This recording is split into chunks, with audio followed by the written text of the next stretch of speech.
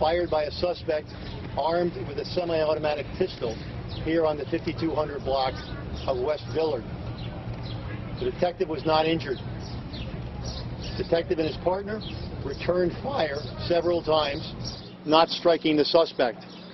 The suspect was apprehended after he discarded his weapon on the front lawn of the house behind me.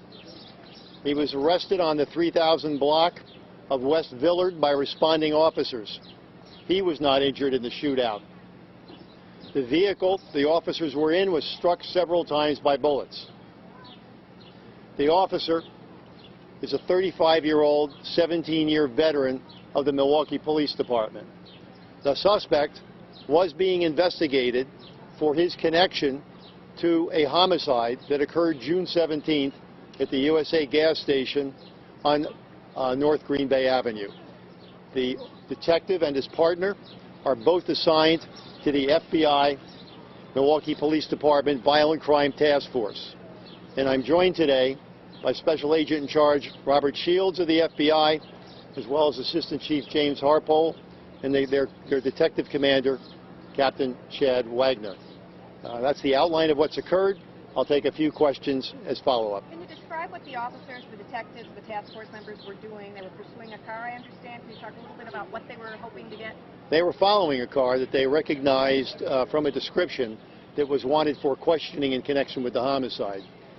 When the car pulled to the side, the officers pulled to the side as well, whereupon one of the occupants of that vehicle exited that vehicle firing. They were under fire immediately. It was not a pursuit. They were following that car and followed it to this location where the gunfire ensued. The person that was in that car, I understand, is not the suspected shooter in the homicide. Can you describe what you think his role was the other day? We can't get too much into the detail. He's a person of interest. He is not, at this time, considered the suspect, but certainly today he brought a world of hurt on himself. Has he been able to tell you where to find the suspect now that you've got him? Well, the debriefing obviously will continue, the interviews will continue, and the investigation will continue. Chief, this is a fairly busy street. The shooting happened around 2 o'clock. A lot of kids out here, a lot of families out here. What does this say about the guy who got out of the car? What does this say about the level of violence that's possible in the community? Well, I mean, it's clear that this police department and its community are being confronted by a significant amount of firearms-related violence already. Much of this violence is driven by these crime crews, one of which we engaged in a takedown operation with just a couple of days ago. It's a fight. It's a fight between them and the police department and the community. And we're going to stick it out.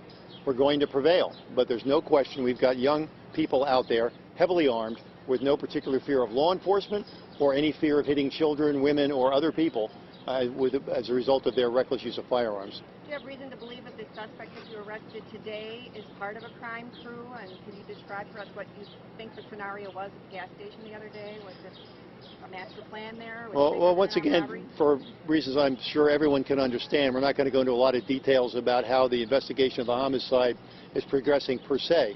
There certainly are links to explore between this individual and the crime crews that we were engaged with earlier this week.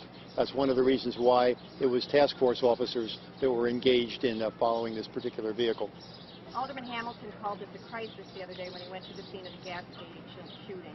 Can you characterize what this violence, I don't know, would you call it a spate? Would you call it just a statistical anomaly? How would you characterize what we've been seeing lately? Well, there certainly is a significant spike in the firearms-related violence this year compared to the last 6 years. It is reaching levels that were more common in the early years of this century, not the last several years. There are a number of dynamics behind it.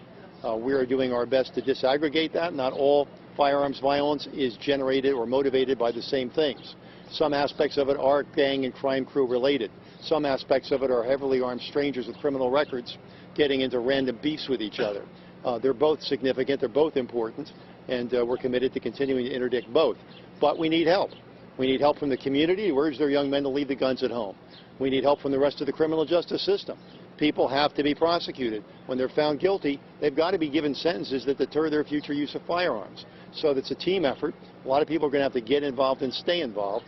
We're committed, and we're committed to getting the community more involved as well. How many shots fired, and how is your officer? The officer is okay. He's uninjured. Obviously, he's a little shaken by the incident. We haven't counted all the rounds yet. Several rounds were fired by the suspect at the officers, several of them striking the car he was in, and our officers fired several rounds in return. Part of the investigation is accounting for all of them as well as the casings. Gun hotline, have you gotten calls? Is it working? We've gotten some calls on the gun hotline, and we're pursuing those leads that have come across, and we would certainly encourage people to continue to call us up about them. It's not just about us trying to make an arrest with it. Just tell us where a gun is. If you've got a loved one who's got a gun and you don't want them to take it outside, give us a call. We'll come pick it up. The challenge for us is to keep them out of the pockets of people with a criminal record. This guy's got a criminal record. He fits the profile precisely. He's got a half a dozen arrests. He may be gang involved, and his first instinct is to go for his gun when the cops pull him over. That's a dangerous recipe. He's fortunate he's not dead. We're fortunate our officer isn't injured. What kind of record does he have? He's got about a half a dozen arrests, including recklessly endangering safety, possession with intent to distribute, I think assault and battery, and random drug arrests. And I'm sorry, did you tell me how many shots were fired? I said we haven't counted them yet. Several on both sides. All right? All right, thank you very much. Thank you.